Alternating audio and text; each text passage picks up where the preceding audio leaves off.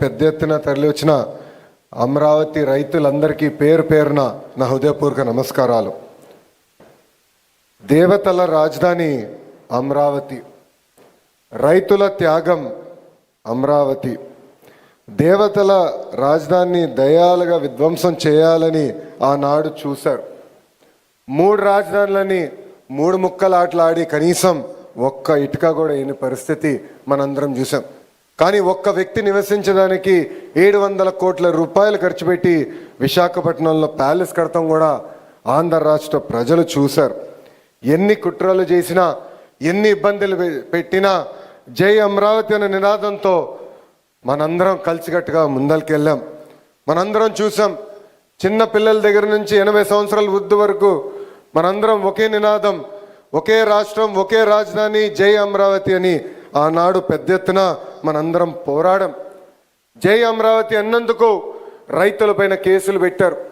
మహిళలను ఏకంగా పోలీసు బూటులతో ఆనాడు తంతం కూడా మనందరం చూసాం.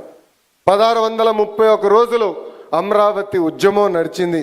2000 మంది 270 మంది రైతులు వాళ్ళ ప్రాణాలు కోల్పోతాం కూడా చూసాం. సుమారుగా 3000 మంది రైతులపైన ఆనాడు కేసులు పెడతాం కూడా మనందరం చూస్తాం జరిగింది.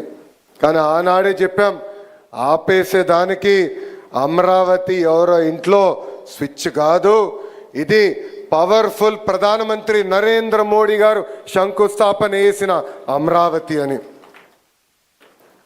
ముఖ్యమంత్రి గారు అడిగిన వెంటనే పెద్ద ఎత్తున రైతుల ముందరికి వచ్చి ఆనాడు 3 పంటలు పంటున్న భూముల్ని 5 కోట్ల ఆంధ్రుల కోసం రాజధాని ఏర్పాటు చేస్తాం కోసం మీరందరూ భూములు ఇస్తాం జరిగింది.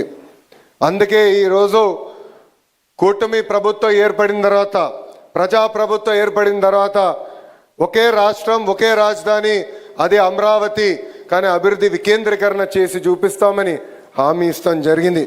ఇప్పుడు గౌరవ మంత్రి నారాయణ గారి ఆధ్వర్యంలో అమరావతి పనులు కూడా జెట్ స్పీడ్లో జరుగుతాం, మనందరం కల్లారా చూస్తున్నాం. స్త్రీ శక్తి అంటే నాకు గుర్తొచ్చే మొదటి వ్యక్తి గౌరవనీయులు నిర్మలా సీతారామన్ గారు. ఇప్పుడు చూడండి మేడం గారు ఎంత ప్రశాంతంగా ఉన్నారు. కానీ అదే వ్యక్తి పార్లమెంట్లో ఒక్కసారి మనందరం చూడాలి.